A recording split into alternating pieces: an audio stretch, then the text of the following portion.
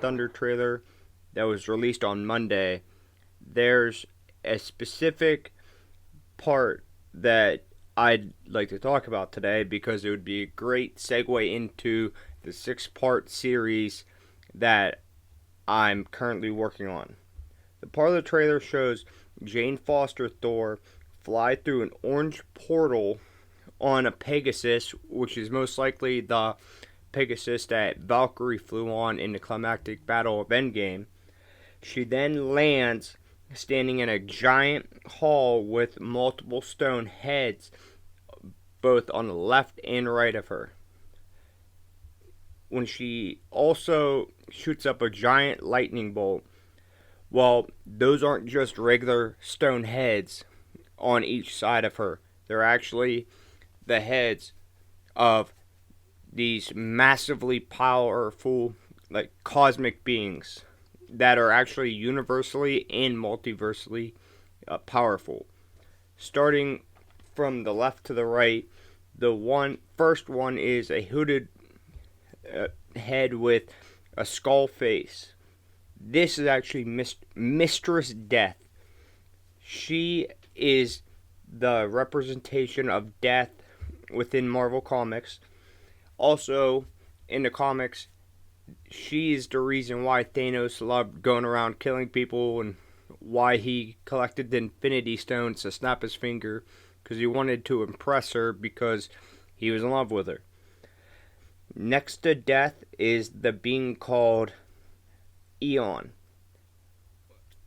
The Eon's parents are actually Infinity and Eternity.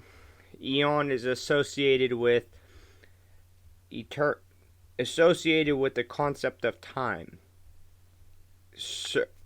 Eon serves the universe from his own dimension called the Eonverse. After Eon is the statue of the being Infinity, the sister of Eternity and counterpart to Oblivion. Both of those entities are insanely powerful. Infinity represents space and can manipulate time, space, matter, energy, reality, or magic for any purpose that she sees fit. Opposite of the three are two more statues. The back one is the Watcher, or seems like the Watcher.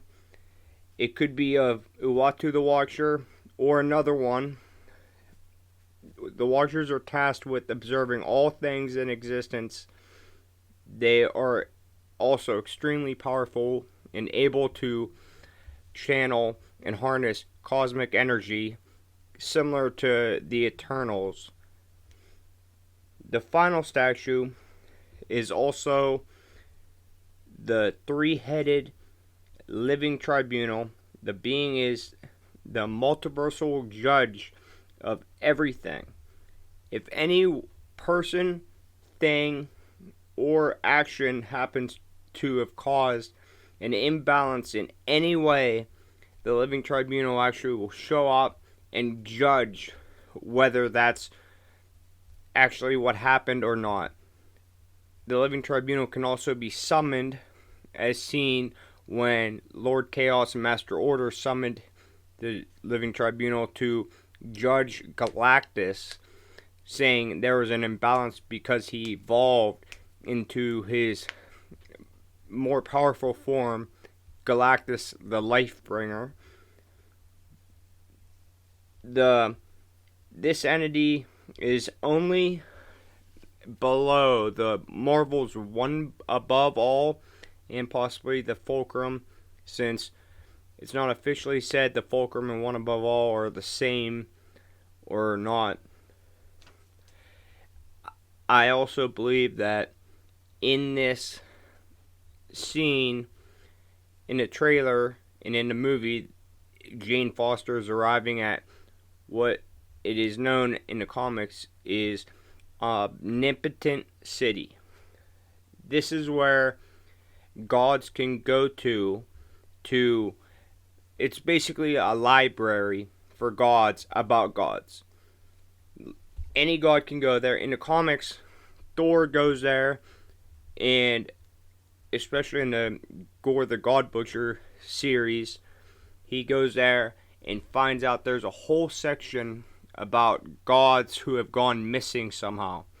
And he doesn't realize until they actually figure it out that it is Gore that is causing all of these gods to go missing, because he is able to go around and forward in time, back in time, however, and kill the gods or enslave them to build a god bomb. So this is the statues, and the location, I believe, is showing Jane Foster at.